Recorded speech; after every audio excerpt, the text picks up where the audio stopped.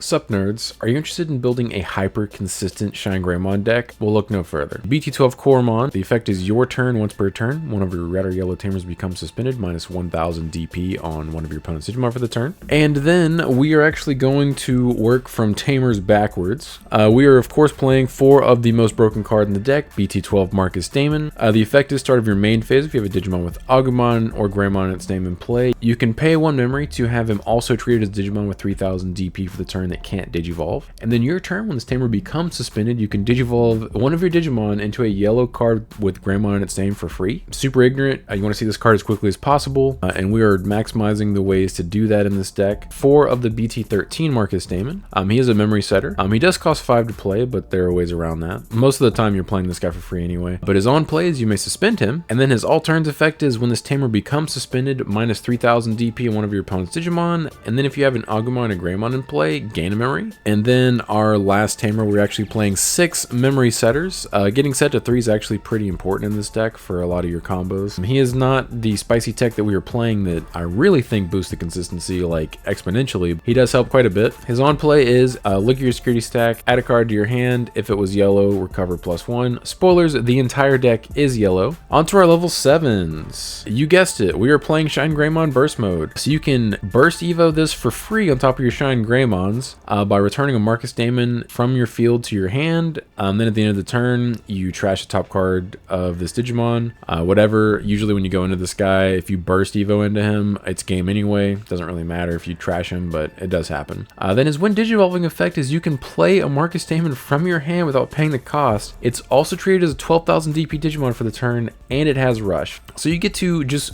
play the Marcus Damon you put back into your hand to Evo in this guy for free. Pretty ignorant. And then his other effect is your turn once per turn. When one of your tamers becomes suspended, trash the top card of your opponent's security stack. So if you just burst into this guy without doing anything else, him and the Marcus Damon are effectively 3 checks. That's assuming you haven't swung with anything before you did that. Pretty dumb. We are not playing any ruin modes in this list. I don't think ruin mode's going to be necessary at the beginning of the format. However, as the format progresses, I could see you cutting one of these for a one of ruin mode for the mirror. But as it stands right now, the sooner you can combo somebody, the better, and ruin mode does not let you combo. On to our level 6s. We are playing 3 ShineGreymon from BT12. We are not playing a full playset because you can't just rely on only seeing your BT12 Marcus Damon to combo into somebody. It's nice when you do see it and you also see this card, but that's not going to happen every single time. So you want to also have the ability to turn your BT13 Marcus Damons into Digimon that swing, and this guy doesn't let you do that, but this guy does. So his effect is when Digivolving, for each of your red or yellow tamers you have in play, minus 3000 DP on one of your opponent's Digimon, and then all of your opponent's security Digimon for the turn. And then your turn, all of your Marcus Damons get plus 3000 DP and security attack +1, and then BT13 ShineGreymon, which we're playing 3 of, his effects are start of your main phase / when Digivolving until the end of your opponent's turn. One of your Marcus Damons is also treated as a 3000 DP Digimon with blocker. So this lets you just go into him or start of your main phase and turn your BT13 Marcus Damon into a blocker, which lets you swing with it or just be defensive with it, which is kind of a nice balance. He lets you be both aggressive and defensive. And then the all turns effect is when one of your red or yellow tamers becomes suspended, minus 6000 DP on one of your opponent's Digimon for the turn. So him combined with BT13 Marcus Damon will minus 9k on a Digimon, and assuming they swung, you would be able to crash with a 12,000 DP Digimon or smaller. If it's smaller, it would just die, but if you were 12,000 DP, you would crash with the Marcus Damon. If it's bigger though, your Marcus Damon would get ran over, but it would go to security, usually from your inheritables, which we'll get to, and then your opponent would check it, and then it would come back out, and then it would minus another 3000 DP. So if they're 15,000 DP or smaller, they just die, which is pretty nice. That's a pretty nice combo. Then on to our level 5s, which I just alluded to.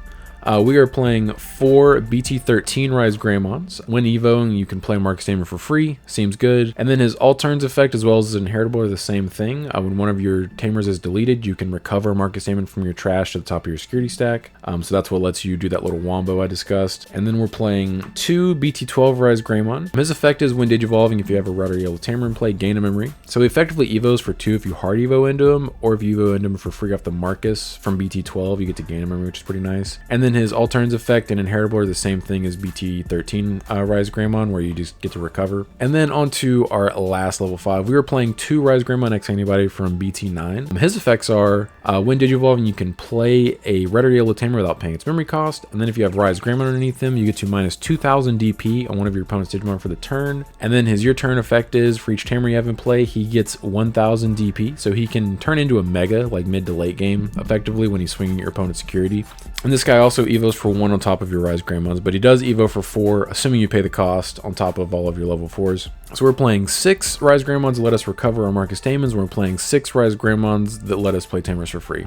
So a pretty nice balance. And on to our level 4s. I would say the best level 4 in the deck, for BT13 ShineGreymon. His effect is, when Digivolving, search your security stack for a red or yellow tamer, and then you can play it, and then you recover +1. And then his inheritable is, your turn once per turn, when one of your red or yellow tamers becomes suspended, you may delete one of your opponent's Digimon 3000 DP or less. I do like that that's optional, because that'll let you stack your minus DP effects as you go up into one of your lines or something, and then at the end, whenever you suspend your last tamer, you get to pop something. And then on to our next champion. We were playing 4 EX4 GeoGreys. His effect is, start of your main phase, if you have a red or yellow tamer in play, gain a memory. So you just promote and gain a memory. Pretty nice. You can either pay that back for a BT12 Marcus effect, or you can just have access to extra memory on your turn. And then his inheritable is, your turn once per turn, when one of your red or yellow tamers becomes suspended, draw 1. Pretty nice for digging into your wombo pieces. And then we are actually not playing any BT12 Geos. I don't like the fact that his effect to play Marcus Damer for free is basically going to be dead outside of like the first 2 to 3 turns of the game. I don't want to max him out just to see him early enough consistently to do that. So I don't play any of him, and we're actually playing 2 Zephyrmon as our last 2 champions. It evos for 2 on top of your yellow tamer, and then it has Digivolving effect, but we're not even going to get into that because you're never going to use it for that. So the reason we're playing this and not Kazimon is primarily because of this DP threshold. Kazimon's only 5k DP, and what that lets you do is do something if you get ruin moded in the mirror or against a deck that has access to ruin mode. Because if you promote one of these guys, assuming you just have a champion in the raising area, they die immediately. But you can evo Zephyrmon on top of one of your tamers, and then you can do a little bit. You have access to some plays. There are situations where you can evo this on top of one of your level 4s for 1 memory. I can only see you doing that if you're trying to get access to one of their inheritables before you swing with like your Marcus Damon or something, which being able to draw cards pretty nice, being able to pop Digimon's pretty nice. That cannon will come up, but for the most part, when you see these, you're just going to hold them until you kill people. Because your primary combo will take someone from 5 security to 0 security in 1 turn, and you just need 1 additional swing to finish them off, and this is one way to get that additional swing. And then on to our rookies. We are playing 4 BT12 Agumon. His effect is, on play, reveal the top 4 cards of your deck, add a Digimon card with Greymon in its name, and then 1 Marcus Damon to your hand, put the rest on the bottom of your deck face down, whatever. And then his inheritable is, your turn once per turn, when one of your red or yellow tamers becomes suspended, minus 2000 DP on one of your opponent's Digimon. And then our next rookie, we are playing 4 BT13 Agumon. His effect is, main once per turn. For the turn, one of your Marcus Damons is also treated as a 3000 DP Digimon that can't Digivolve. And his inheritable is the same as the BT13 Geo, is when one of your red or yellow tamers becomes suspended, you may delete one of your opponent's 3000 DP or less Digimon. So spoilers, we're actually not playing any EX4 Agumons, and the reason for that is because they effectively have the same benefit. So scenario where you have BT12 Marcus Damon and this guy in raising, you promote, you can just not pay the memory for Marcus Damon and just have him turn your Marcus Damon into a Digimon. You stay at 3 memory, assuming you started at 3. Or you also have the benefit of promoting this guy and turning your memory setter from BT13 Marcus Damon into a Digimon, whereas EX4 Agumon cannot do that. The extra draw you would get from the inheritable from EX4 Agumon is missed, but I would much rather just have access to extra swings in my deck in the event I don't see my Marcus Damons from BT12 like immediately. And then on to the Mon of the hour. This is the spice of this deck.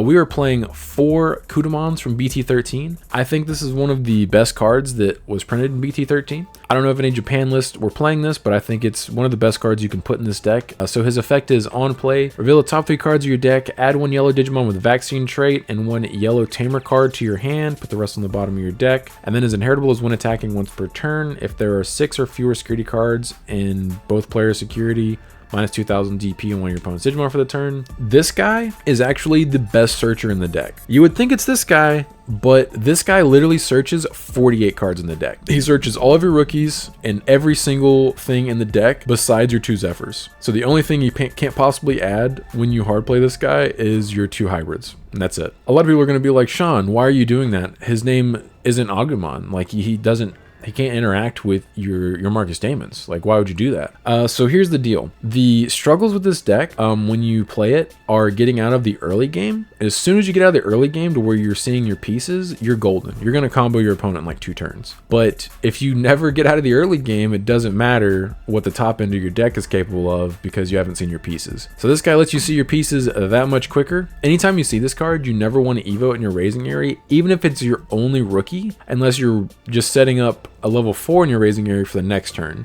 This guy you hard play because he searches all of your rookies. He searches literally every card in the deck besides your 2 Zephyrmons. You never want to be evoing this guy in the raising area. All right, now let's go over a simple combo that you can do to bring your opponent from 5 security to 0 security. So you start your turn with a level 5. You have a memory setter and then your BT12 Marcus Daemon. Beginning of main, you'll pay a memory for this guy, and then you will swing with him into security. You'll draw a card from that, minus 2k, minus 1k, yada yada. Then you'll evo into Shine for free. Shine will minus 6k on your opponent, one of your opponent's Digimon, and then 6k on your security Digimon.